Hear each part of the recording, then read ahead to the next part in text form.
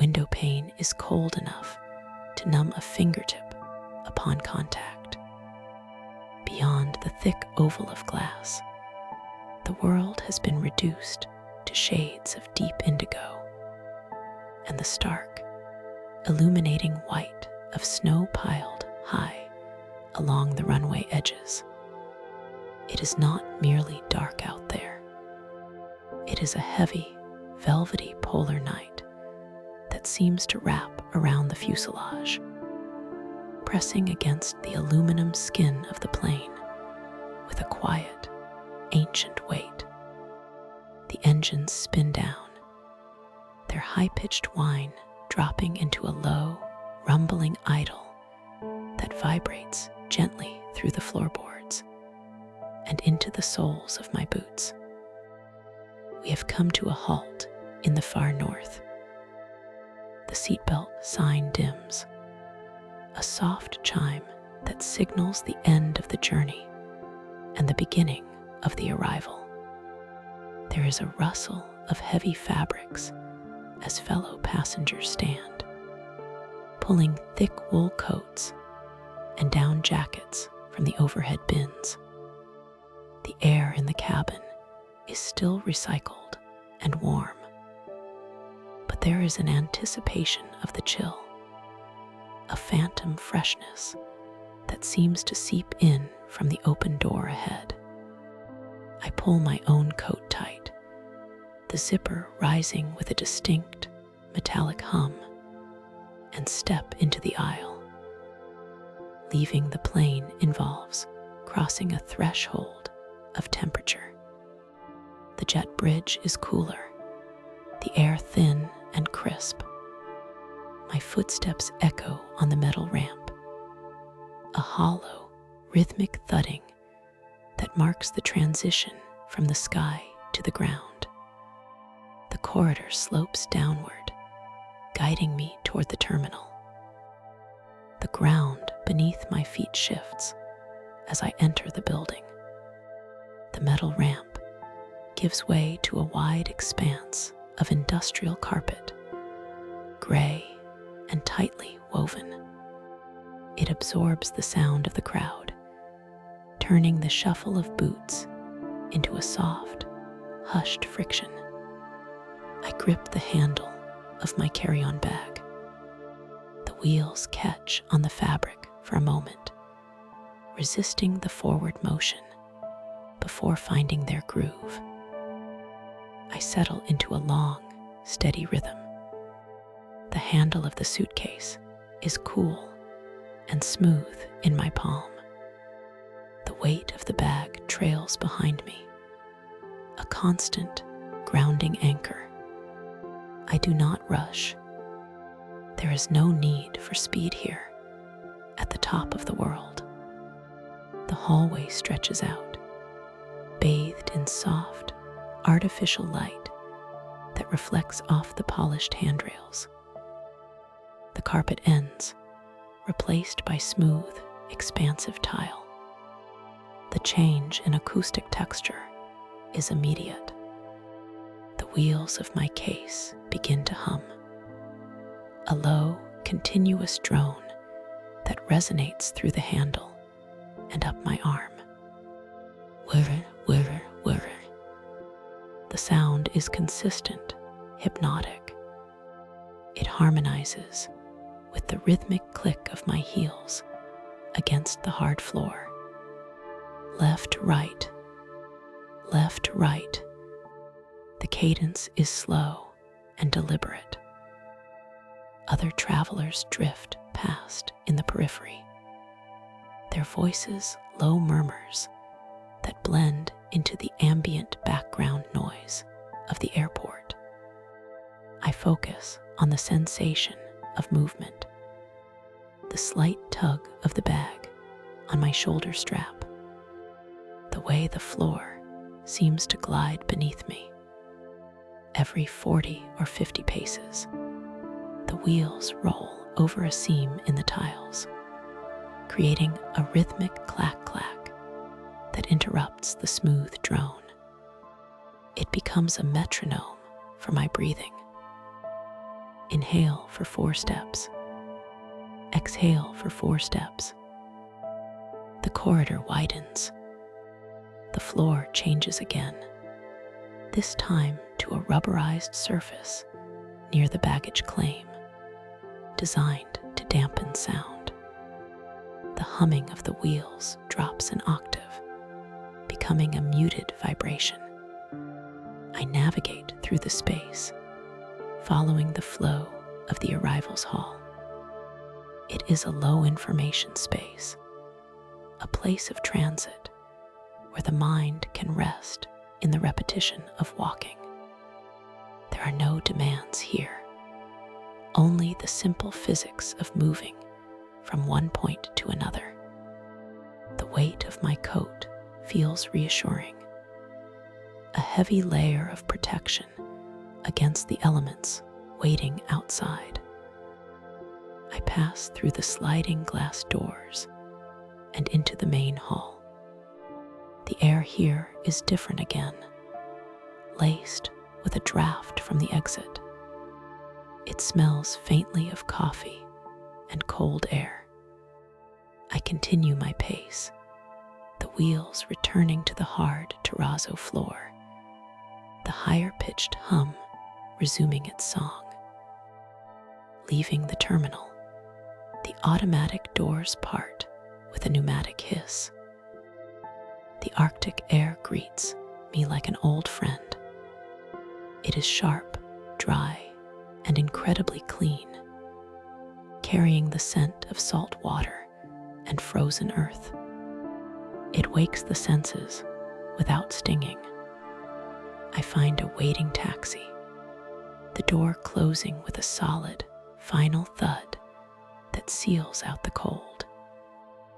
The ride to the hotel is a blur of passing streetlights and snowbanks that glow orange under the sodium lamps.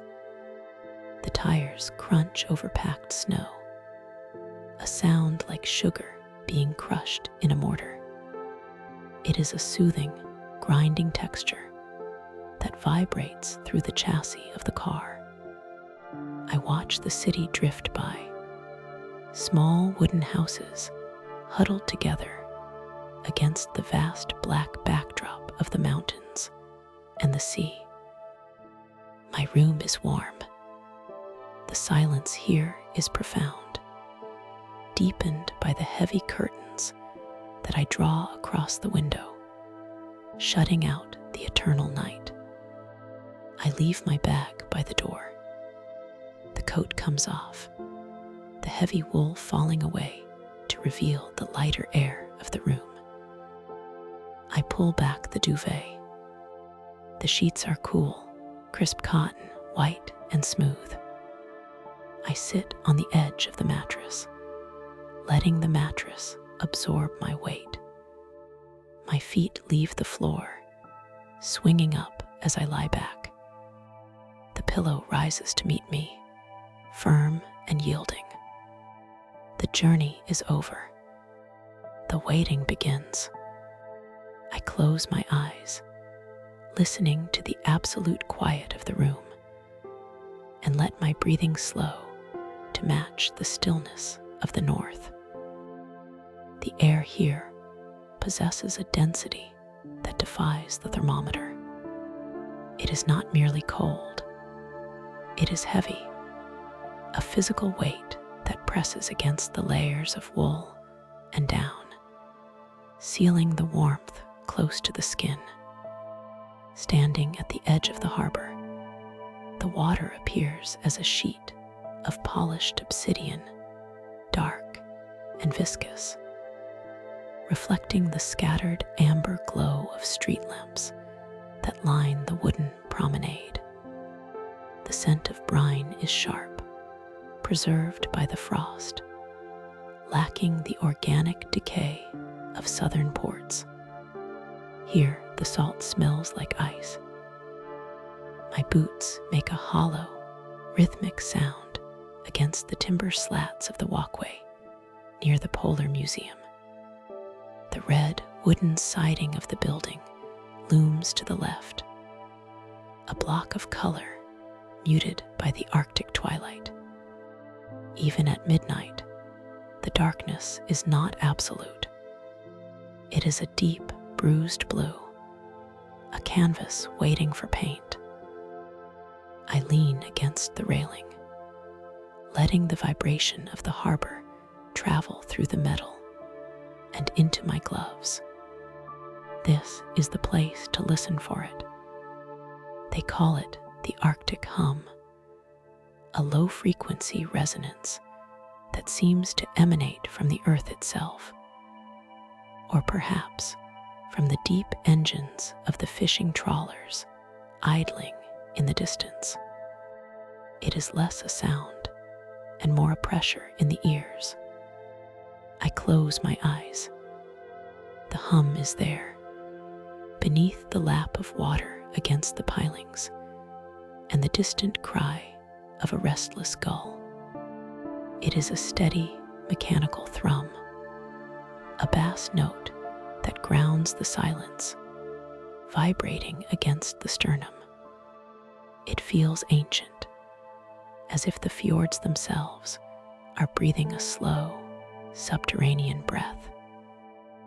Turning away from the black water, I let the promenade guide me toward the town center. The transition from the open harbor to the residential streets is a shift in acoustics. The wind loses its bite, blocked by the rows of historic architecture. I drift toward Skippergata, where the history of this city stands preserved in timber and paint. The street is narrow, an intimate corridor of wooden facades. I pause before number 19.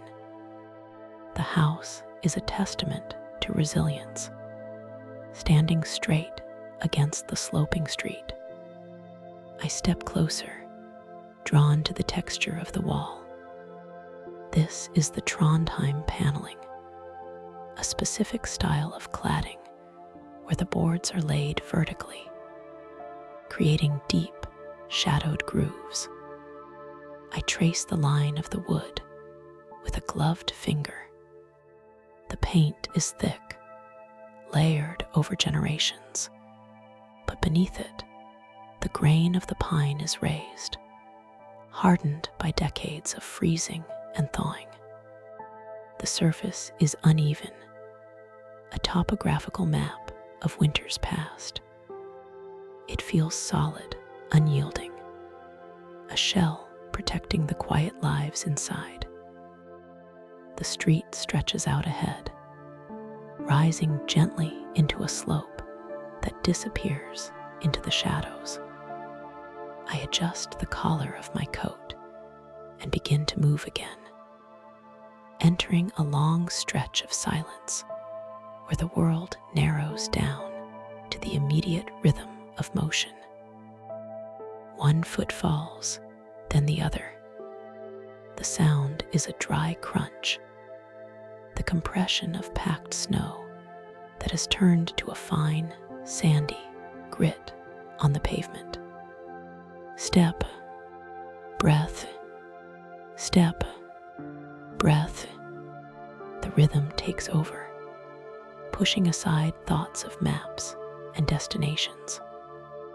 There is only the sensation of movement. The air is still, devoid of wind, hanging suspended in the corridor of houses. To my right, a fence casts a long, picket-shaped shadow across the white ground. To my left, a window remains dark, reflecting only the passing ghost of my own silhouette. I keep a steady pace, neither rushing nor lingering. The motion becomes a pendulum, swinging comfortably. My breath releases in rhythmic clouds, white plumes that exist for a second before dissolving into the navy blue night. Step, crunch, step, crunch. The repetition is hypnotic. There are no cars, no voices, no distant sirens, just the friction of rubber soles on ice and the soft intake of cold air. The street lamps form pools of isolation, cones of yellow light that illuminate the texture of the road, highlighting every pebble and ridge of ice. I pass through one pool of light, feel the momentary brightness, and then slip back into the cool shadow, only to approach the next. It is a cycle of emergence and retreat, a visual drumbeat that matches the cadence of my stride. The cold is no longer a shock. It has become a constant, a stable element like the ground itself. My pace slows as the street levels out. The rhythm of the walk settles into a stillness. I find a bench cleared of snow, positioned beneath the limbs of a dormant birch tree. I sit, the wood cold and firm beneath me. Above, the sky is a vast, open theater. The clouds have thinned, leaving ragged gaps where the stars burn with a fierce, trembling intensity. I do not look for patterns or constellations. I simply watch the dark spaces between the stars. The waiting is not impatient. It is a passive state, a surrender to the timing of the atmosphere. The hum of the harbor is gone, replaced by the perfect, ringing silence of the residential quarter. I rest my hands in my lap, heavy and still, and let my gaze drift upward, losing focus, letting the darkness soften the edges of the world, until everything is a gentle, blurring gray. The air near the harbor is not merely cold. It has a texture, thick and crisp, like sheets of parchment paper layered over the world. I pull my scarf higher, burying my chin into the wool, and step away from the warm glow of the hotel lobby. The transition is instant. The heat of the indoors vanishes, replaced by the deep, abiding chill of the 79th parallel. My path traces the edge of the water, moving toward the northern tip of the jetty. The ground here is a mix of cleared pavement and stubborn patches of hard-packed snow that crunch softly under the thick rubber of my boots. To my left, the boats in the marina bob in a slow, disjointed rhythm, their masts swaying like the pendulums of 100 silent clocks. Ahead, the darkness is broken by a peculiar shape rising from the concrete. It is the port till Ishavet, the gateway to the Arctic. It stands as a semicircular frame, a window of stone and mosaic open to the endless north. I move closer to inspect the surface. Even in the dim, ambient light of the harbor, the mosaic tiles catch a faint shimmer. They are cool to the touch, smooth glass and stone arranged in patterns that mimic the swirling currents of the sea. I step through the archway. The structure frames the view perfectly, cutting out the distraction of the city behind me and leaving only the ink-black water and the sky. Standing in this gateway feels like standing on the edge of the map. There is nothing between me and the pole but dark waves and ice. The wind picks up, whistling through the curve of the sculpture, carrying the scent of salt and ancient ice. I find a sturdy wooden bench near the edge of the jetty and settle down, letting the weight of the day drain into the timber. The movement of the city feels miles away. Here, there is only the rhythmic cycle of the tide and the breath in my lungs. I close my eyes for a moment, listening. The water laps against the concrete pilings below. It is a slow, heavy sound. Slosh, pause, retreat. Slosh, pause, retreat. The rhythm becomes the only thing that exists. It matches the slow rise and fall of my chest. The cold air enters, sharp and cleansing, filling the space inside my ribs. I hold it there, letting the temperature equalize, before releasing a long, slow cloud of steam that drifts away into the night. My hands rest deep in my pockets, fingers curled for warmth. I do not move. I do not check the time. I simply exist in the space between the water and the land. The darkness here is not empty. It is full of a heavy, velvet quiet. The sound of a distant boat engine hums, a low vibration that travels through the water and the wood of the bench, and then fades into silence. The cycle repeats. Breath in. The cold touches the back of my throat. Breath out. The warmth escapes into the ether. The water rises against the wood, darker than the night sky, rolling over itself in endless, unseen folds. It is a lullaby of liquid and stone, playing on an infinite loop, requiring nothing from me but presence. Gradually, I open my eyes and let my gaze drift across the sound, over the black expanse of the Tromsø Sundet Strait. On the far shore, glowing against the base of the mountains, sits the Arctic Cathedral. It does not look like a building of stone and mortar. It looks like an iceberg that has decided to stay. A series of white, triangular peaks stacked against each other, pushing upward. From this distance, the details of the architecture soften, but the light is unmistakable. The entire western face is a wall of glass, and from within, a warm, golden radiance spills out across the snow and the water. I focus on that light. It is not a flat, electric yellow. It has depth.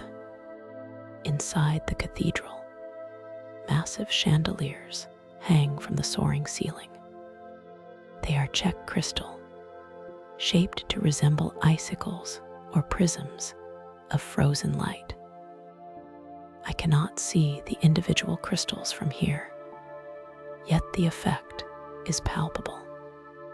The light refracts and dances, creating a core of brilliance that looks like a fire burning inside a glacier. It is a beacon of warmth in a landscape defined by the cold.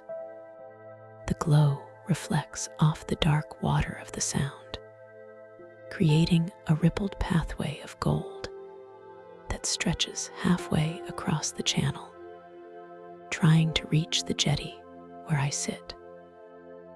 I watch the interplay of the cathedral's light and the surrounding shadows.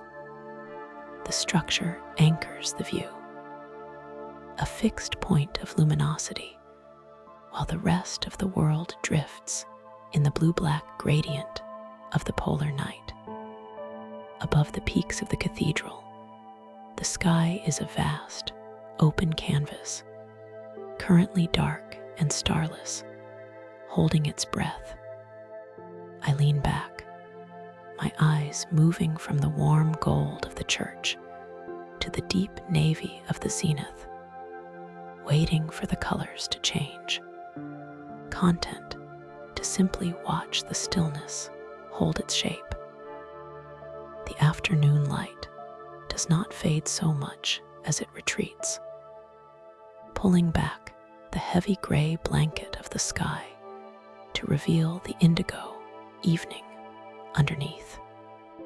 Down here in the town center, the artificial glow of shop windows creates a patchwork of warmth against the snowbanks that line the curbs. These mounds of white are taller than me now, compacted by plows and polished by the wind until they resemble walls of marble. I wander away from the main promenade, seeking the quieter veins of the city where the history is painted onto the wood. Most of the houses here wear the traditional red ochre. It is a rusty, earthy color, originally the cheapest paint available to the fishermen who built this place, mixed from fish, oil, and clay. It feels grounded and robust, absorbing the orange street lamp light and reflecting a cozy heat. But I am searching for the exception. I turn down a narrow lane where the snow has not been cleared, only packed down by the tread of boots. The sound of the city traffic is muffled here, hidden behind rows of timber. There it is. Between two buildings of deep barn red stands a structure, painted a distinct pale blue. It is the Palmer blue. This is the color of the trade with the East, a pigment that speaks of exchange across the icy seas. I stop to look at the siding. The paint is thick, smoothing over the grain of the pine boards beneath. In the low light, the blue seems to vibrate, a cool, aquatic tone that belongs more to the ocean ice than the warm hearth. It stands out like a piece of sea glass washed up on a shore of red clay. I let my eyes trace the white trim around the windows, simple and stark against the blue. There is no need to touch it to know it is cold. Leaving the blue wall behind, I turn my back to the harbor and face the incline. The town is built on a slope, and to find the open sky, one must climb. The transition from the paved streets to the gravel path is seamless, buried under layers of hard-packed winter. The houses thin out. The electric lights become spaced further apart until they are just solitary beacons marking the edge of the wild. I begin the ascent toward the top of the island. The rhythm of the climb takes over. It is a slow, steady cadence that requires no thought, only breath and movement. My right boot sinks slightly into the surface, finding purchase on the grit hidden in the ice. Then the left boot follows, swinging forward to take the weight. There is a soft crunch with each step, a sound like sugar being crushed in a mortar. It is the only sound in the world right now. The grows thinner and sharper as the elevation increases. I breathe it in through my nose, feeling the chill travel down the back of my throat, cooling the lungs, before exhaling a cloud of white steam that hangs for a moment in the still air. Step, crunch, breath. Birch trees begin to crowd the path. Their trunks are slender and pale, almost silver in the darkness, peeling in papery curls that flutter when a breeze passes. They stand like silent sentinels, thousands of them, motionless and waiting. The incline demands a consistent pace. I do not rush. I do not slow down. There is only the pendulum swing of my arms and the steady push of my legs against the gravity of the hill. The darkness here is not black, but a deep, resonant charcoal. The snow on the ground captures the ambient starlight and the reflection of the city far below, casting a faint, ghostly illumination on the path ahead. I watch my own shadow stretch and contract as I pass the gaps in the trees. The cold presses against the fabric of my coat, a constant, heavy weight that defines the boundaries of my body. Step, crunch, breath. The repetition clears the mind, sweeping away the details of the town, leaving only the sensation of climbing. The path flattens. The trees recede, stepping back to reveal a vast, open circle of white. I have reached Lake Prestvenet. In the summer, this is a reservoir of dark water, but tonight it is a great, flat plain of ice and snow, indistinguishable from the ground, except for its perfect flatness. The wind has free rein here. It sweeps across the frozen surface, polishing the drifts into smooth, undulating waves. I move toward the edge of the lake. The silence is profound, but it is not empty. Suddenly, a sound travels across the ice. It is a high, resonant ping. It sounds like a laser, or a stone skipping across a taut metal wire. It is the ice singing. The temperature is dropping, and the massive sheet of frozen water is expanding and contracting, shifting against the pressure of the deep cold. The sound echoes, shattering the quiet for a split second before vanishing completely. I stand still, listening for it to happen again. The darkness above is immense. The clouds that held the gray ceiling earlier in the day have begun to fracture, leaving gaps where the true night sky looks through. I tilt my head back. There is no aurora yet, only the anticipation of it.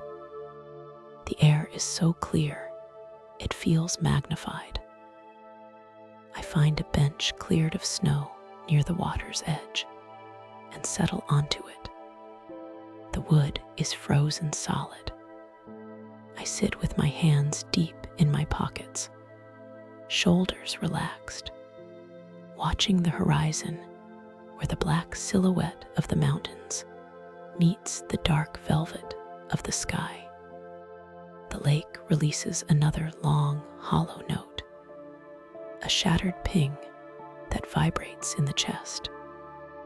I am not waiting for anything specific anymore, just existing in the space between the ice and the stars.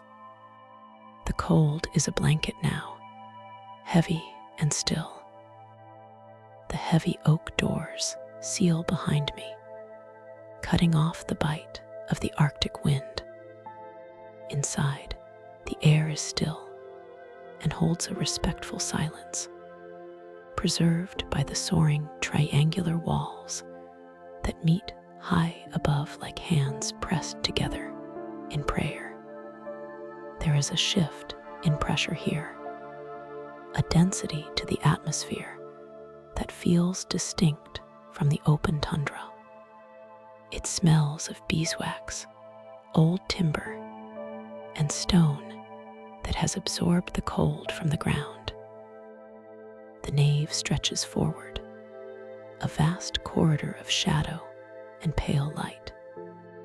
At the far end, the great stained glass window glows with deep blues and burning oranges, the only source of warmth in the cavernous space. It depicts not a scene, but a feeling, shards of color that mimic the fragmented light of the sun hitting a glacier. I move down the side aisle. My boots settle onto the slate floor with a muted rhythm, absorbing the sound rather than reflecting it. Near the front, the organ rises like a cliff face. It is not merely an instrument, but a part of the architecture, a structure of pipes and wood designed to echo the jagged geometry of ice flows. The concert has not yet begun, but the instrument is awake. A low hum vibrates through the floorboards, a sub-bass frequency that is felt in the soles of the feet rather than heard with the ears. To the left of the console, the casing curves outward. This is the housing for the bellows, the lungs of the machine. The wood here is painted a matte white, textured to resemble drift ice. I extend a hand.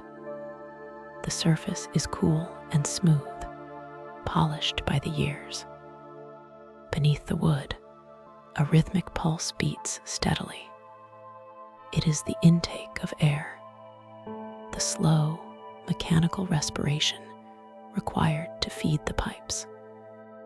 Resting my palm against the curve, the vibration travels up my arm. It is a steady, reassuring thrum, like the heartbeat of a dormant leviathan waiting to sing. There is no urgency in the movement, only a deep, latent power stored within the reservoir of air. I withdraw my hand and turn toward the pews. The wood of the benches is blonde and simple, unadorned. I choose a seat near the center, where the acoustics will converge. Here I settle. The weight of the coat lifts from my shoulders as I lean back against the hard, supportive timber. The space around me seems to expand, the high ceiling disappearing into a twilight gloom. My hands rest in my lap. I uncurl my fingers, letting the tension of the cold outdoors drain away. The stillness is not empty. It is a physical presence. I watch a single dust mote float through a shaft of blue light. It rises, pauses, and descends, caught in the imperceptible currents of the room. My breath slows to match the stillness. In and out. The air is cool in my nose, but neutral in my lungs. I fix my gaze on the gray stone of the floor. It is uniform, solid, anchoring the building to the earth. There is nothing to decode here. No signs to read, no maps to consult, no directions to follow. There is only the gray stone and the wooden pew. The minutes lengthen. I feel the gravity holding me to the seat, a gentle downward pull that invites rest. My eyes trace the grain of the wood on the pew in front of me. The lines run parallel, straight and true, never crossing, never tangling. They flow from one end of the bench to the other. The silence stretches. It is a valley of time where nothing happens, and nothing needs to happen. The hum of the organ is a constant floor beneath the silence. It does not fluctuate. It remains steady, a horizon line of sound. I listen to the room breathing. The walls hold the air. The roof holds the shadow. The floor holds the weight. I am simply another object within the volume, stationary and quiet. The rhythm of my own heart seems loud in the quietude, a small drum beating against the vastness of the cathedral. I exist here, in the pause between events, suspended in the cool, blue-tinted air. From the loft above, the first note descends. It is not a sudden strike, but a bloom. A low, resonant chord swells from the pipes, filling the triangular void. It sounds like the wind moaning through a crevasse, deep and mournful, yet incredibly pure. The vibration returns to the floor, stronger now. A second note joins the first, harmonizing in a minor key. The music is slow, glacial in its pacing. There is no rush to resolve the melody.